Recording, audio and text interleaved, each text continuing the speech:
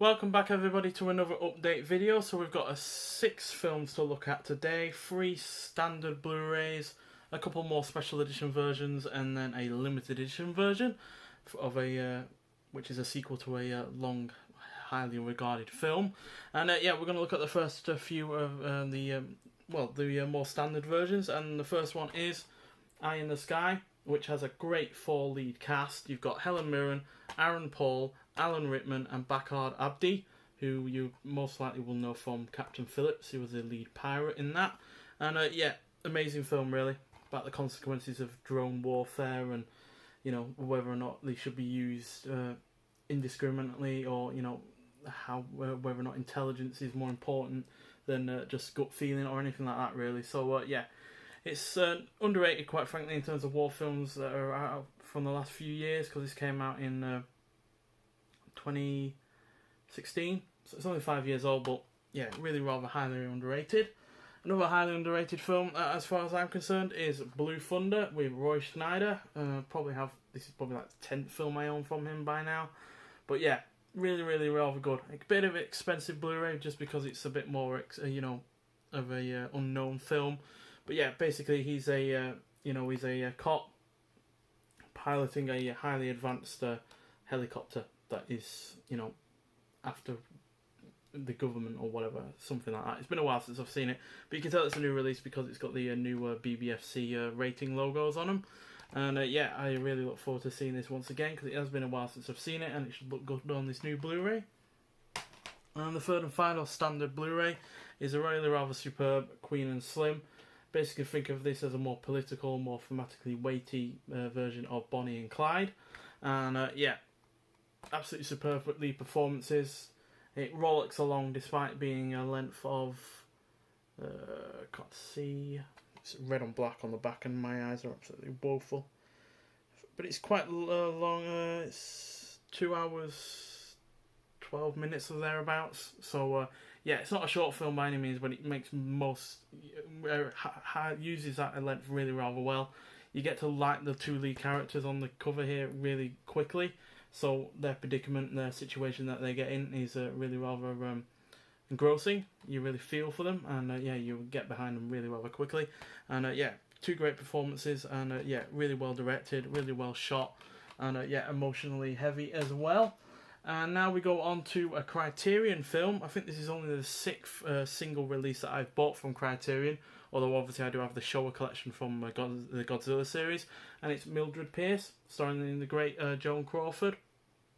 And superb film noir from 1945, comes in at just under 2 hours long, so it's a bit on the longer side in comparison to other film noirs from the time, but yeah, superb film, and Joan Crawford absolutely steals the show with her lead performance. Also got great cinematography, and really rather engrossing plot. And the only 4K release I've bought out of my recent haul, but actually a really rather good one, and it's been 10 years since this came out. 10 years since I actually saw it at the cinema, and it's a superb Super 8. And I know this is J.J. Abrams trying to be Steven Spielberg, but quite frankly, if Steven Spielberg isn't going to be Spielberg, then someone else may as well be. And this is a superb film. Not yet seen it in its 4K format, but I imagine it will be great. And this is a slipcover as well, so the standard cover is also with the same really rather good artwork, to be honest.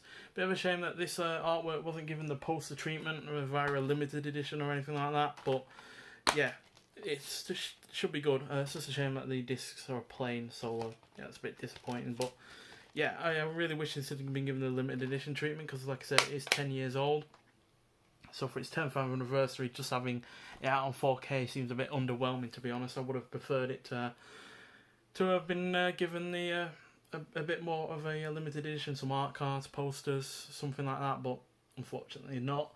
And finally, a limited edition of a film that I've been meaning to get for a while, but I've put off purely because I've been weighing up whether or not I like it enough. I have come to the conclusion that I do like it enough, and it is Force 10 from Navarone. You can see it. But yeah, there's nothing on the front because I took the J card off. I don't really keep the J cards, to be honest, but it's got really nice artwork nonetheless on the front, and that pretty much gives everything away. You got a all-star cast, and then you got a massive dam being exploded because you have to destroy a bridge. And what's a better way to destroy a bridge than destroy the dam behind it, and it will just flow down and destroy everything. So yeah, it's a sequel to the Guns of Navarone, which I actually have on standard Blu-ray. So yeah, it's nice to get a limited edition version of one of at least the films. And yeah, it's by Indicator, and yeah, you got this really nice hard box that you always get with these kind of films from Indicator. And yeah, you also get a booklet which goes through the film. You've got the great Robert Shaw and a really rather young Harrison Ford there. This is 1978, so it's just after Star Wars, and Apocalypse Now, which he was also in. I think Apocalypse Now was before 1978. I can't remember. But yeah, basically an early period Harrison Ford film. So yeah, and yeah, it's got all sorts of stuff going on in the booklet, different scenes in the film. You've got a cast of characters there, and yeah, going through all sorts of different stuff. You've got the crew, and then you got who worked on what. And yeah, it's a really nice booklet. It's not as in-depth as, say, something from the Columbia Noir one, because this is nowhere near as lengthy. It's only about 75 pages, whereas the ones in the Columbia Noir one were well over 100, but still nice enough. And yeah, you get some art cards as well, which I didn't actually know about. I'm just going to rip this off because I don't like these little wraps that come around. You can never get them off back on anyway, even when you take them off, so there's no point. And yeah, there's Harrison Ford again, looking extremely young. Then you've got Edward Fox. Then you got the great Robert Shaw, who was in so many great 70s films. Jaws, Taking of Pelham 123, Robin and Marion, Black Sunday, etc, etc. Then you got Barbara Bach, who was also in a James Bond film. I think that's Barbara Bach anyway. Yeah, it is. Who was in The Spy Who Loved Me from 1977. And then you've also got Carl Weathers, who was in a great deal of films as well. But that isn't even the whole cast, and it isn't even the whole story about who was working on this film and who was in this film, because you've also got Guy Hamilton directing, who did 3 Bond films. Robert Shaw, Harrison Ford, Barbara Bach, Edward Fox. You also got Franco Nero, who was in a bunch of great spaghetti westerns in the 60s. And then you've also got Carl Weathers, who you've already seen, and Richard Kiel, who played Jaws, again in 2 Bond films. So yeah, it's basically a Bond reunion, really, because Guy Hamilton did Bond films, Robert Shaw was in From Russia with Love, Barbara Bach was in The Spy Who Loved Me, and yeah, Richard Kiel was in Spy Who Loved Me and Moonraker. So yeah, it's a great film, really. And yeah, it's got 2 discs, because there's 2 cuts. There's the 126-minute version and the 118-minute version. Don't think I've seen the longer version, so I'm looking forward to seeing that. And yeah, there's a J card as well, which I actually kept this time around just because it fit nicely into the case. So yeah, there we go. Only 6 films to look at today. But yeah, 6 great films nonetheless. I love all of these films. And yeah, the limited edition of Force 10 from Navarone will sit nicely alongside my other Indicator films, of which are becoming really rather numerous, especially with those noir box sets, which totaled 18 in total.